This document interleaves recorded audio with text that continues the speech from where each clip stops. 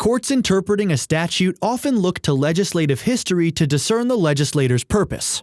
Legislative history encompasses all documentation regarding a bill's drafting and passage. In Montana Wilderness Association versus United States Forest Service, the court pondered whether legislative history from a later statute helped explain a previous law. Under 1864's Northern Pacific Land Grant Act, the federal government granted timberland in Montana's Gallatin National Forest to the Northern Pacific Railroad.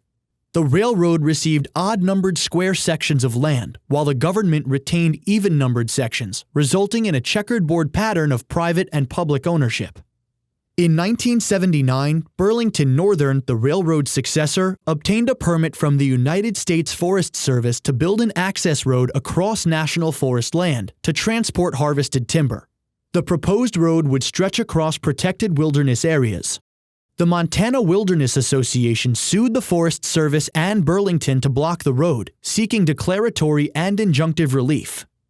On cross motions for partial summary judgment, the district court ruled for the service, holding that Burlington had an easement by necessity over federal land, or that Burlington had an implied easement under the Land Grant Act.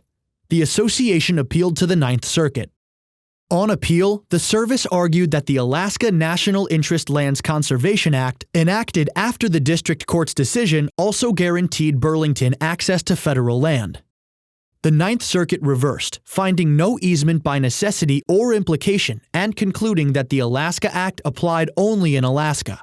The service moved for reconsideration based on legislative history from the subsequently enacted Colorado Wilderness Act. The Ninth Circuit granted the motion.